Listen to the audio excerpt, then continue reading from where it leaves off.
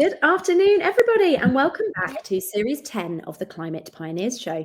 My name is Cherry, and I'm the founder of Above and Beyond Recruitment, a climate tech recruitment business working with startups and scale-ups to hire mission-driven talent and build their teams. This series, we're speaking with founders who are focused on helping us adapt to climate change and make the world around us more resilient. They'll be sharing their journeys so far, the challenges they've faced along the way, and the lessons that they've learned. So if you are a founder yourself, we hope that these stories will inspire you, inform you, and make you feel a little bit less alone on your founder journey. And if you are keen to join the mission to save the planet, then perhaps these episodes will give you some inspiration for what you could do to help. And today I am joined by Dr. Avi Baruch, co-founder and chief product officer of Previsico. Spun out of almost 20 years of groundbreaking research at Loughborough University, the team has developed the Flood Intel platform, the world's first real-time surface water flood forecasting system. Their mission is to save millions of lives while also helping governments and businesses to save billions on the cost of flooding. Avi and the founding team have taken Previsico from academic research to securing over 200 customers, operating in multiple geographies, closing over £10 million in funding, and scaling the team to 50 people. So it's quite the journey in 7 years. Avi, thank you so much for joining me. Nice to join you. Great to be here. Thank you. And so, Avi, tell us more about how Previsico began. What was the journey from academic research to spinning out the company as a commercial entity? Yes, so my co-founder, Professor Yu, back in 2001, developed flood modeling software, which as part of his career, he used and kind of improved on over time and tested it in a wide range of places. And I started a PhD with him in 2015 with kind of another team of academics really working on trying to deliver impact with it and really ensuring that we are using the right information to help drive resilience. And we had a few really cool projects, and one really exciting project was with the Cabinet Office delivering real-time flood forecasting to a few pilot cities, so Leicester, London, Manchester, and Birmingham. And when I finished my PhD, I carried on a little bit as a researcher, but I realized that it was a prototype that wasn't really going to go anywhere. It needed a lot of investment, and it wasn't really operational. It was a proof of concept.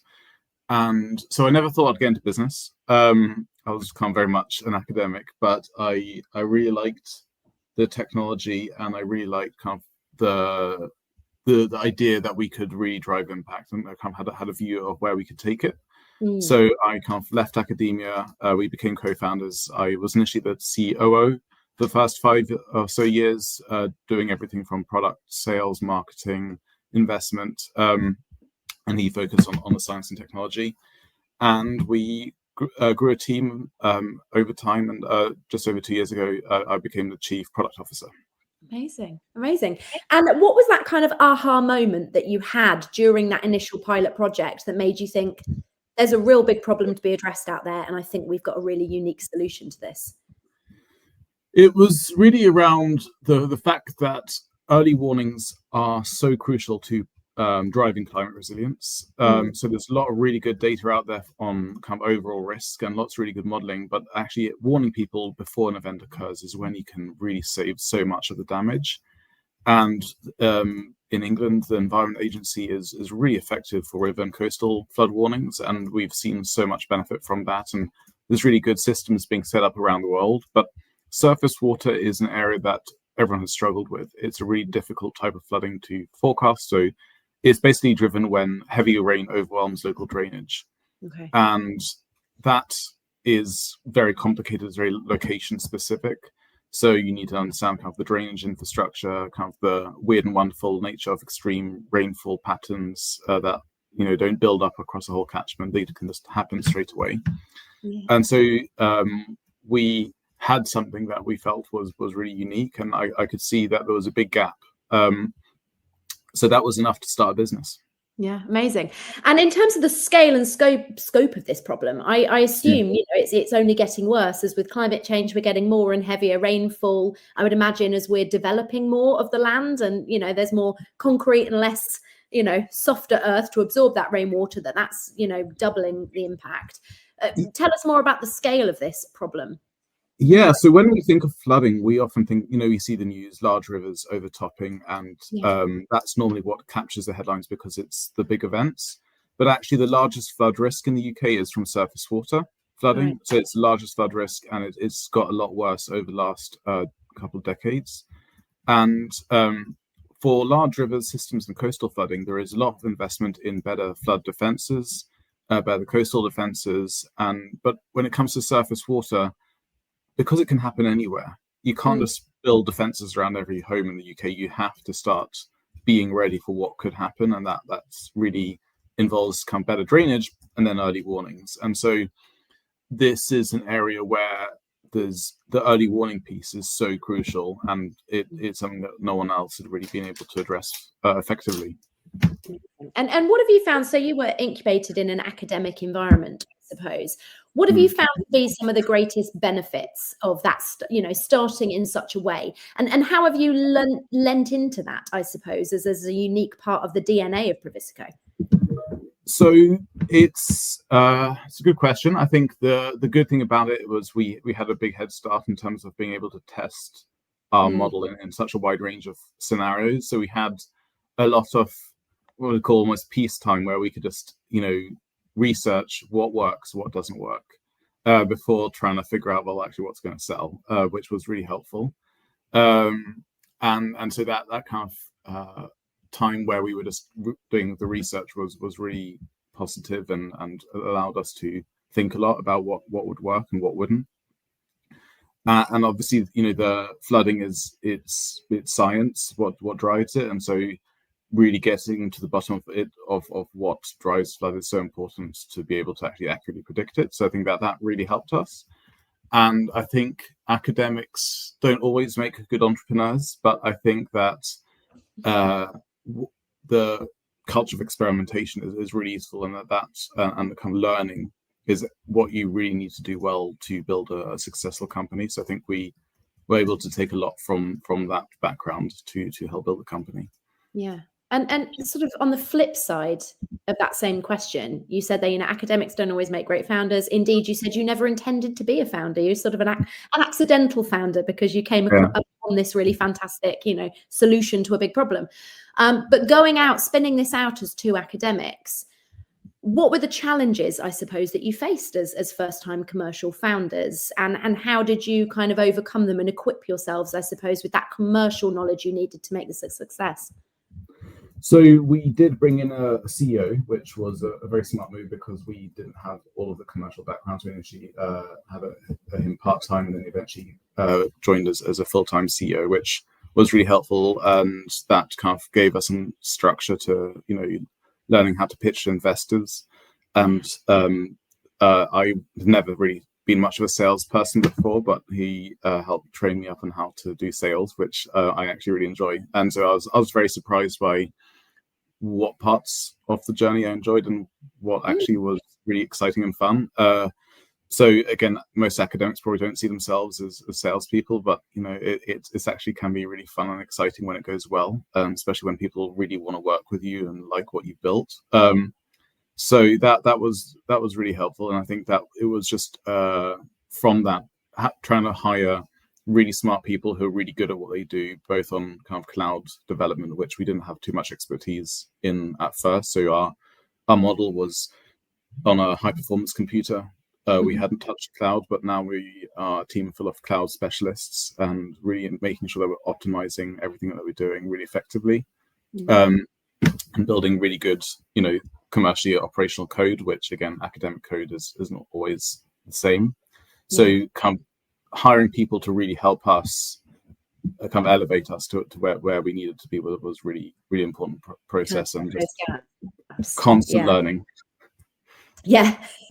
And how did you, if you don't mind me asking, how did you find your CEO? How did that introduction get made? How does, if there are academic co-founders listening to this that are thinking, actually, that's what we need somebody from a more commercial background who's perhaps done this before to come in and help us shape this into a business. How did you meet your CEO? We were fortunate in that the university introduced him to us, and initially kind of as an advisor, but then he kind of liked what we were doing, so he decided to join. And so I'd say there's a few different places to look for. If you're at a university, it's asking your kind of the technology transfer office, but then there's a lot of different communities, depending on kind of what type of business you have. There's a lot of kind of venture builders or accelerator programs where I suppose if you reach out to them, there's often people in the space who are just keen to find that next project to help with. Yes. And so there is a lot of potential CEOs out there who are kind of just looking for that company to help build.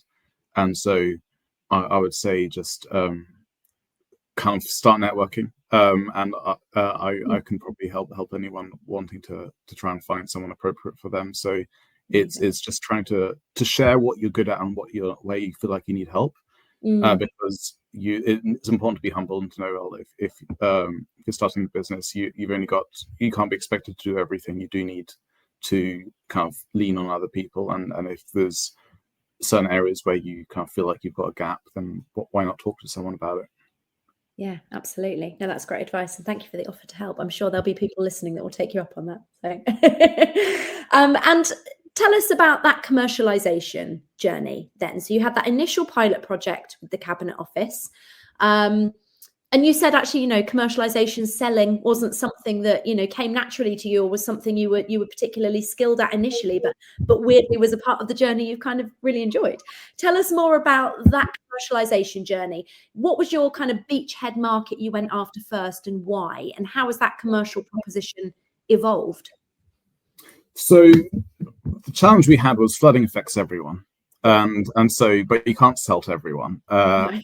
What we did do was I talked to as many people as I could all the time, and so filled my calendar with meetings with different people. And the good thing about what we're doing and trying to drive flood resilience is everyone wants to help you. Everyone can see kind of where you're going, and so I was pointing in different directions. Not all of the directions were the right directions, so we had to kind of have some discipline around that too, about kind of where we decided to focus on. And we initially, the company, we initially had a view that it would be a humanitarian kind of social enterprise. So the initial kind of all of my network was in the humanitarian space, kind of in international kind of cities that were very prone to floods, because the initial product was a city level product. On a kind of high performance servers at the university. We couldn't really scale beyond a city. And we saw that there was an opportunity to build that sort of system, setting up in different cities around the world. But what we also saw at the same time was we just didn't feel that was really going to create a really big business. And I could see building the business plan. I was like, this isn't really, this could maybe work for a while, but I can see some risks here. And so some of the last meetings I had were with kind of a few insurance companies and also with BT, and they all were saying, well, they need a national product. And we didn't have a national product, we just had a city level. But we knew that with the cloud being kind of where it is and where it's going, we thought there's a way we can kind of scale our systems up in the cloud. And so we spent kind of had a couple of POCs at the city level with people who wanted a nationwide product, and just got cracking with building that nationwide product. And so BT was one of the early kind of adopters, and we kind of moved away from government initially and started working with insurers on the claim side, and then really doubled down on helping businesses. Amazing. And so in 2020, we went through the Lloyd's Lab, which is kind of an accelerator in kind of insurance propositions. And our view was, well, we're trying to help reduce loss. Surely if we're helping to reduce loss, that can reduce premiums and help insurers better write premiums. And through that program, we were able to prove that we could kind of find a way for insurers to kind of reward their customers and kind of better underwrite when you know the kind of loss prevention is being done. And so off the back of that, we won a big customer in Liberty who roll us out across their customer base. And that really helped kind of supercharge us to where we are today, which is we work with businesses, governments, and a wide range of different organizations, especially infrastructure companies, to help them prevent loss. But then we also partner with insurers and work with insurers collaboratively to help their customers. Amazing. I love that. And you've expanded into other territories as well. I mentioned at the top of this, you've gone into the US and into Italy, I understand. When did you know the time was right for you to do that as a business? And how did you choose those markets that you chose? So to be honest, I said I learned a lot over the last 7 years. We were way too aggressive and ambitious in the first year. I think by the end of the first year, I was in Germany going through accelerator programs, talking to a wide range of different organizations across Europe who really wanted the product. We're also in America. We went to numerous conferences in America over the last 7 years because we felt that we were now in the cloud, growing and we could scale up anywhere. But realistically, I think what we learned was we just needed to focus on our main geography, which was the UK. And so we spent a lot of time just actually, while we was talking to other people globally, our product was still focused in the UK, just trying to get that as good as possible. Yeah. And then because the UK is a big market. And everyone here is affected by flooding, so there's plenty to go after. But we know that the flooding in the US is far more severe and causes a huge amount of damage there. And so that's where we decided to really focus our efforts. And so we're live in 3 states right now and growing across the US. And we also kind of set up now that we can set up any kind of city around the world, any location around the world, once you have a customer. So that's where we have kind of places like Italy and a few other kind of geographies where we're now live. Amazing. And you mentioned a couple of times the word focus, right? And initially when you were talking about having all of those initial customer user conversations, and there were lots of potential applications and problems that needed solving, but you really had to focus down to that kind of initial MVP. And again, when you were talking about, international expansion, we could do this anywhere, but where are we going to focus? What mechanisms, guardrails, processes do you have in place, either personally or as a business, for reining you back to that focus? Do you have a framework for, stopping you chasing the next shiny thing and going, actually, it's taking us further forward? And how do you do that? So there's a few tools we use, or a few tools I've learned, because it's the challenge we have is every customer that you speak to wants to take you in different directions. Yes. And so much of what we have to do is say no all the time. And that's just the brutal kind of part of trying to grow something sustainably. And so what we have is a product strategy where we kind of say where we're going and kind of what our main objectives are. We have objectives and key results, so OKRs. These are the results you want to get by this time, and this is kind of how we're going to get there. Now we can review them continuously, but by having that strategy and having that kind of target, it kind of sets a certain bar for, we need to have a decent level of good reasons to change from that strategy, and we all need alignment around that. So that's been really helpful. And then kind of we have in terms of project management tools, we've got a great project management team at the company, and so we use Scrum and kind of product discovery to explore all ideas and make sure that we're prioritizing work effectively. So there's lots of existing frameworks and tools that make life a lot easier to prioritize, and we've just been kind of borrowing those methodologies because they work very well.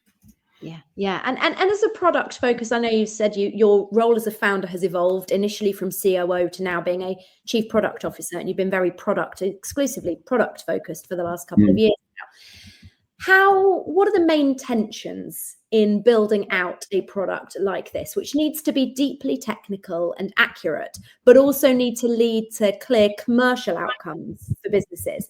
How do you kind of balance the tension between those two things, and how much of your product roadmap is focused on, that technical accuracy and robustness of the product versus meeting the customer needs? And I know you kind of answered that a little bit around the OKRs, but again, how do you walk that walk? So I read a lot of product books, and one phrase from the end of one called product management in practice really stuck with me, which was a lot of people ask, what do product managers do?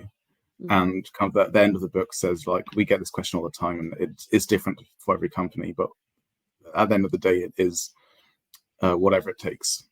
And you do need to put on lots of different hats.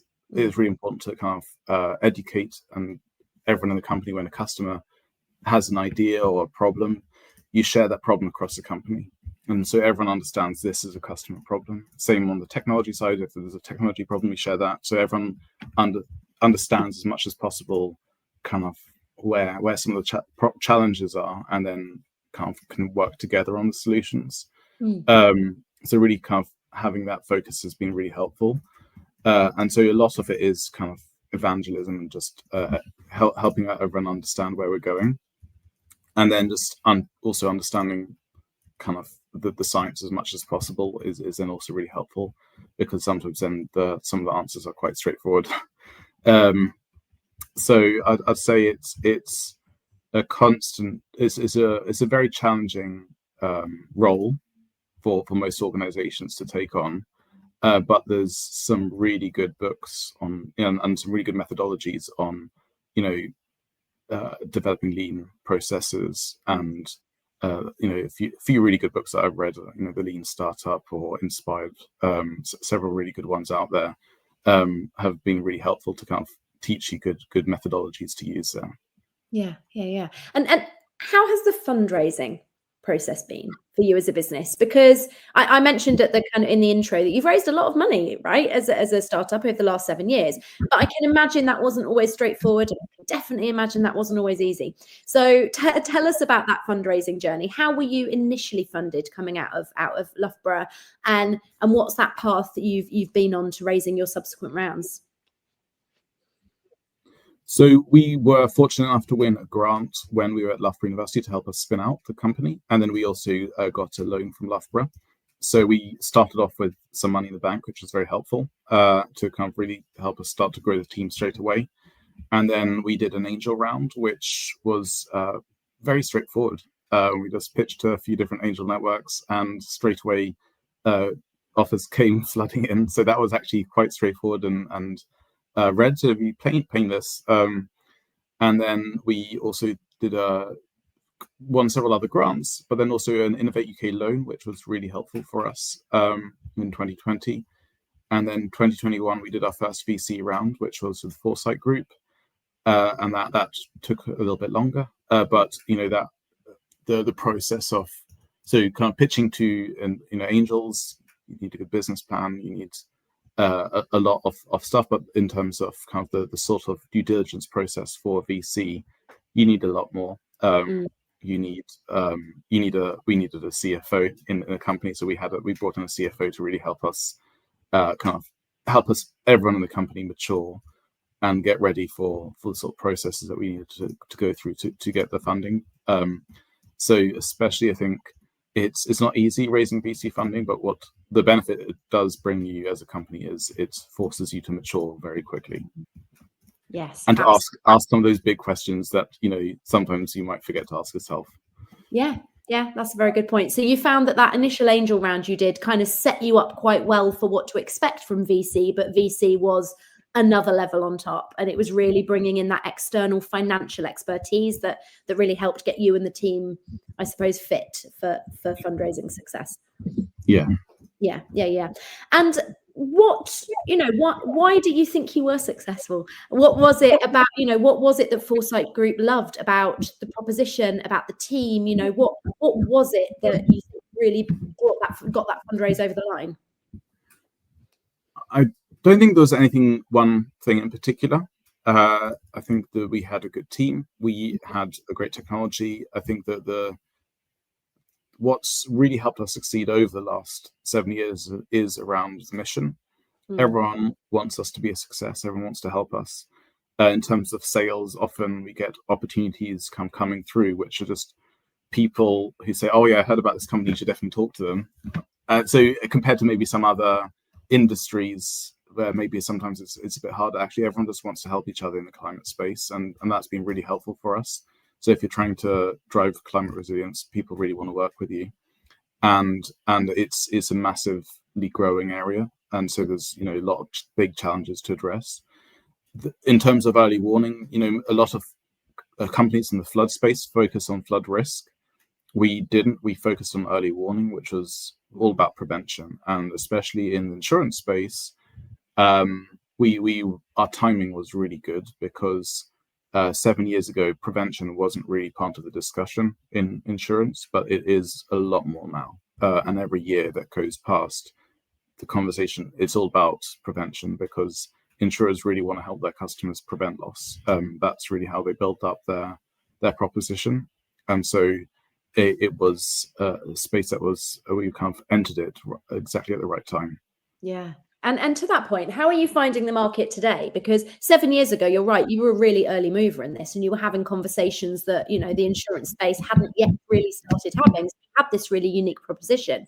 But I feel like over the last 7 years, particularly in the last 2 or 3 years, the world's getting wiser around prevention. Risk resilience technologies are kind of top of the agenda, both for corporates, insurers, and also for VCs at the moment. And with satellite technology, remote sensing technology, all of these technologies are meaning that there can be more solutions. And I would imagine this is a space that's getting more crowded, might be the wrong word, but that's getting busier than it was 7 years ago.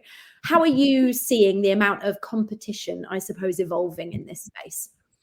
So yeah, it's getting a little bit more crowded. There's a lot of really exciting different technologies out there, and I do think that sometimes it can be a bit overwhelming for those trying to buy it, and so that's what I certainly think there's a lot of just education hand holding to be done. So a huge amount of what our focus is on really is on just helping, before we even sell anything, just helping customers understand, like, if you're trying to build flood resilience, what have you done so far? Okay, actually, all of this stuff, we can refer you to some really good people who can help you with all of those other areas. We can kind of advise you on what we've seen work and what we haven't. But this specific area, this is how we can help you. And I think it's trying to help people just kind of navigate the landscape, because as you said, there's a lot of different organizations providing all sorts of different technology, and not every use case is kind of meant for everyone else. The good thing for surface from our side is we're focused on surface water and kind of small rivers, and those do affect most properties. So we have a really strong niche where normally we're kind of the one that another organization will say, well, we're helping a customer with a kind of a problem, but we have a bit of a gap here, so we'd like you to help us with that gap. Yeah, absolutely. And you're right, actually, in your point there that a market getting more crowded can lead to overwhelm for the customer. And actually, if you are an early mover in that space, you're a deep expert in that space, actually, you can then really lean on your depth of expertise, your knowledge to educate them and help them pick their way through that complicated market. Yeah. So yeah, I love that. And the team has grown a lot, right? With each of those, I would imagine subsequent fundraisers, it's enabled you to bring in more expertise and to grow the team. I think I said in the intro, and you corrected me before we went live, you're 50 people now, which is brilliant. Tell us about that growth journey from a team and people perspective. And particularly, I'm interested in what you think you've done well so far as a business and how you've hired and built out the team. So I think it's always good to hire people that are smarter than you. That's what they always say, and to really kind of, again, acknowledge what you're good at and where you want to grow. And so, for example, with my side, I was COO in a startup. That means just doing everything, and I was just doing everything for the first 7 years. But doing sales, marketing, product, and several other things in the company was too much. And I'm managing 8 people, and I knew that I needed to go into product. So I said, well, let's find a head of sales that's way better than I am, and we were able to do that. And so you can kind of constantly reviewing how you're doing, where you are, and learning kind of what's worked, what's not. And especially in the startup journey, the people can kind of be really good for certain periods of, certain parts of that journey. And so we've had some people come join us and actually then leave to go on to some amazing kind of next steps, and have really kind of we've been a really good platform for them. And likewise, we've had some really good people just have stayed with us throughout the whole journey, right from the start. So I think we've been very lucky. I'm not sure if there's another way to say it, but we have been very lucky with kind of the people that we especially have now in the company.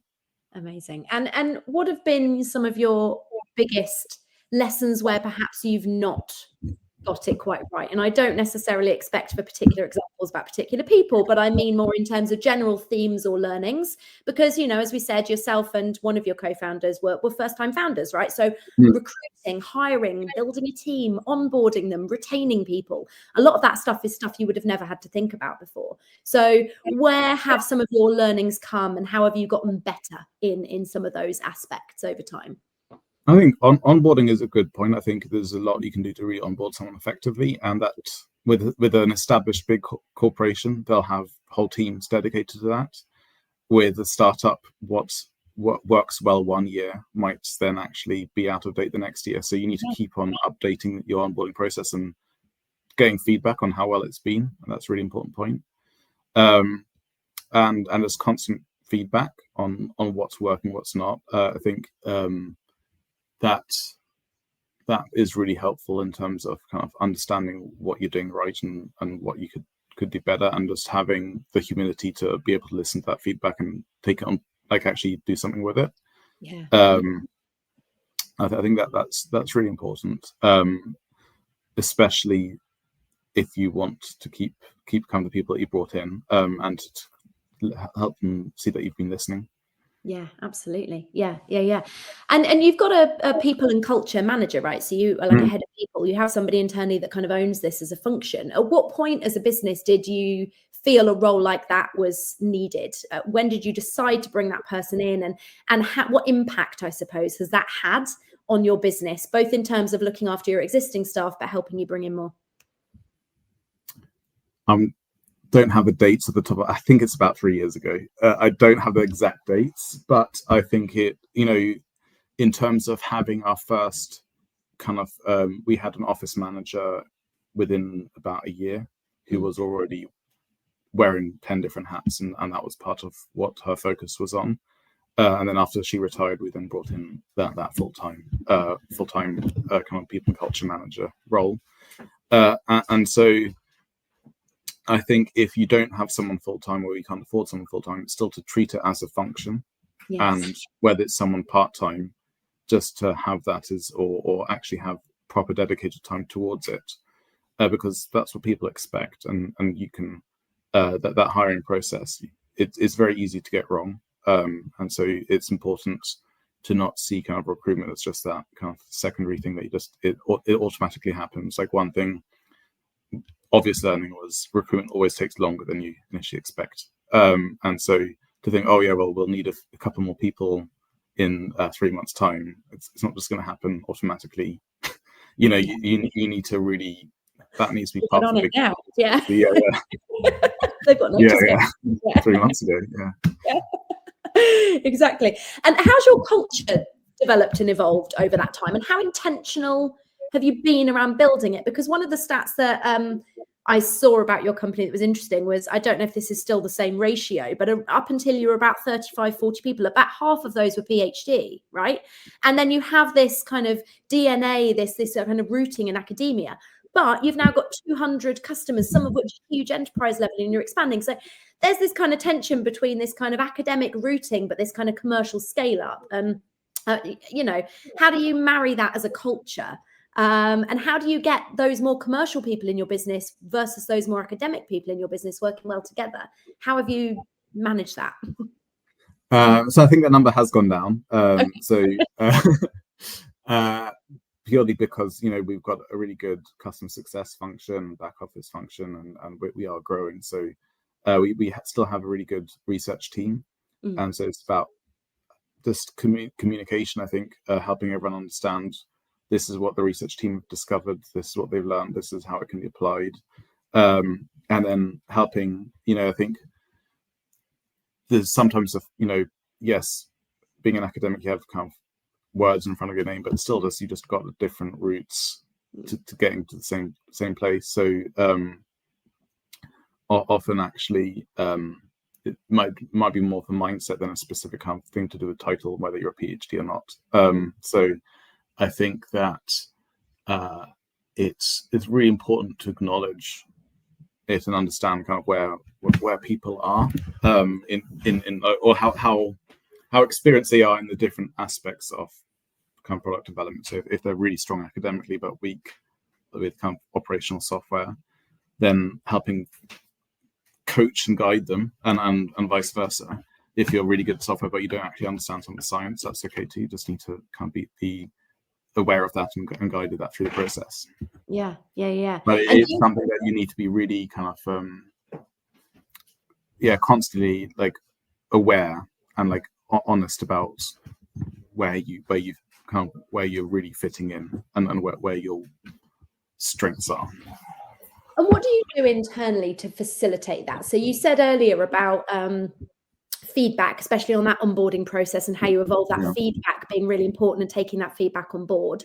And you said there about kind of communication and self-awareness. And these are all so important to building a great culture, right? But they are also things that you only get when people who work for you feel they can do those things, right? And in a lot of environments, people don't feel like they can communicate freely, or people aren't encouraged to be self-aware, or they don't give honest feedback because they don't feel safe enough to give that feedback. So I suppose just in terms of if there are people listening to this that don't have a team yet, there may be only 3 or 4 of them, but when they're 50 people, they want the culture you've got.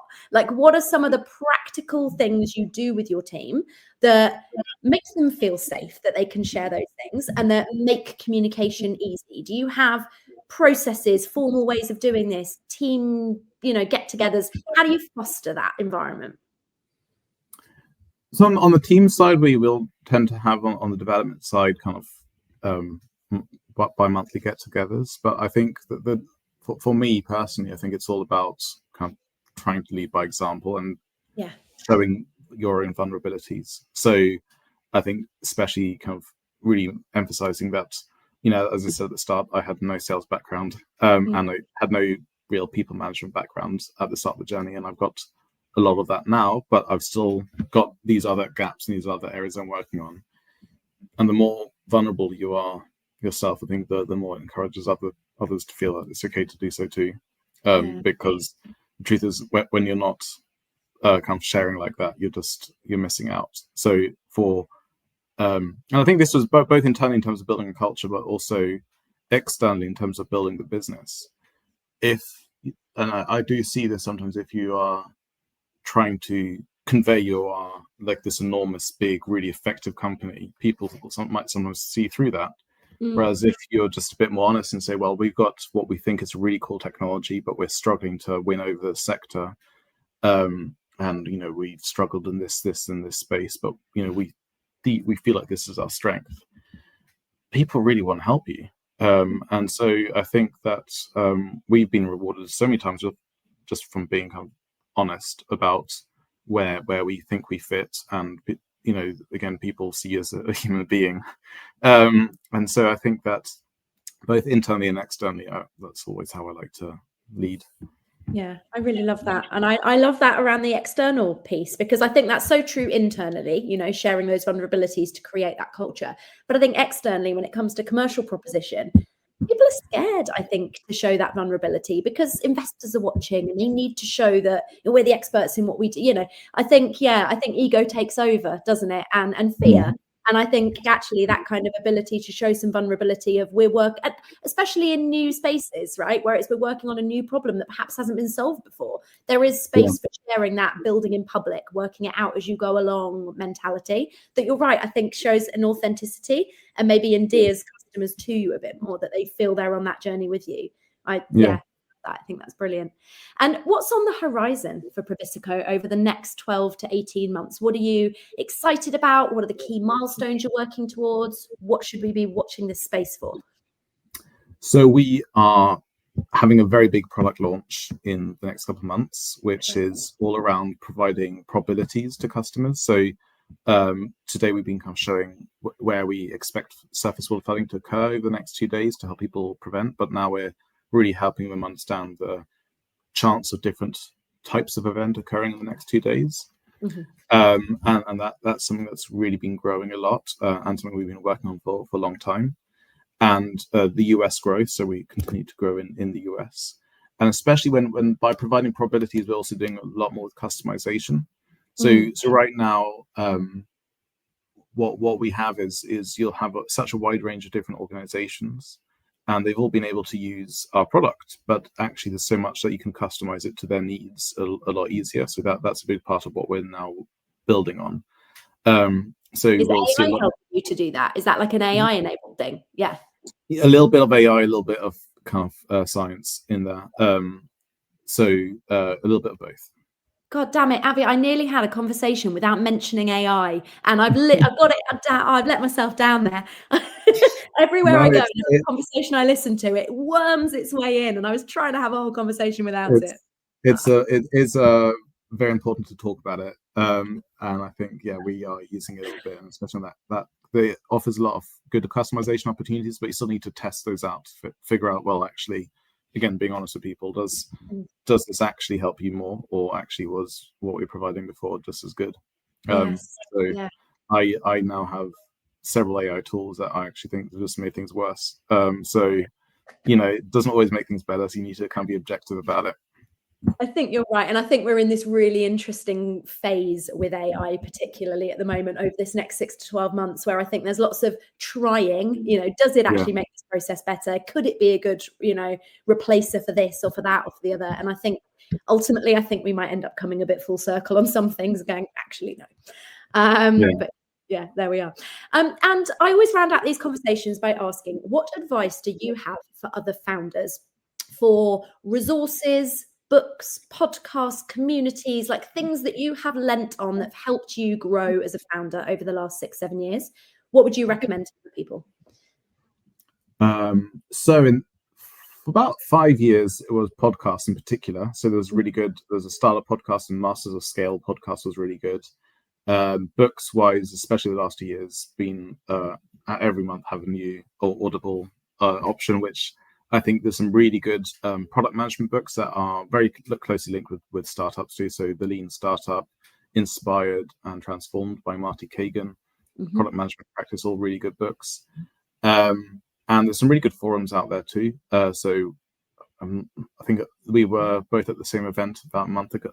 I'm not sure that I'll have a follow-on, but I think that would be there's some really good kind of industry sector ones. So especially on the insurance side, there's some really good events that were just really good for socializing. So actually one of the first things that I did when forming the company was I went to an event in the Instech London, and they had they just said, do you want to just go on stage for 5 minutes? And so I went on stage and said, this is the problem I'm trying to address, and anyone who wants to help me, please get in touch. And other people did similar thing and are now far bigger companies. So we've had co-founders find each other there. So again, especially if you want to focus on a specific industry, it's just there's always different communities and circles to get involved with and to share. I think some people like to try and be if you're starting up, trying to be in stealth mode for too long. And I think that it's this, you should really ask yourself a question: how much am I losing by not sharing this information versus how much, how valuable is this information? So if you're doing a stealth startup but you're not telling anyone about what you're working on, you're being a little bit potentially naive around actually where you're getting your validation to help you really understand that you're building something amazing. Sometimes they work really effectively, but I think more often than not, people massively lose out. And I think you're right. I think people can't help you if they don't know you exist. Yeah. And I love those events where you don't see enough of them, I think, where it is literally people can get up on the microphone and you have a minute and you just say, who am I? What do I do? What can you help me with? I went to, I think it was a climate hack event actually in London that had that format, and I think it's great. Perfect. That's really helpful. And the event we were both at, that was Climate Product Circle, for anyone listening that's at the intersection of climate and product. Go and check that one out, because they're a great group. Avi, thank you so much for your time. Thank you for sharing that journey and those insights with us today. It's really, really helpful for lots of people listening, I'm sure. And best of luck for everything you and the Previsico team do next.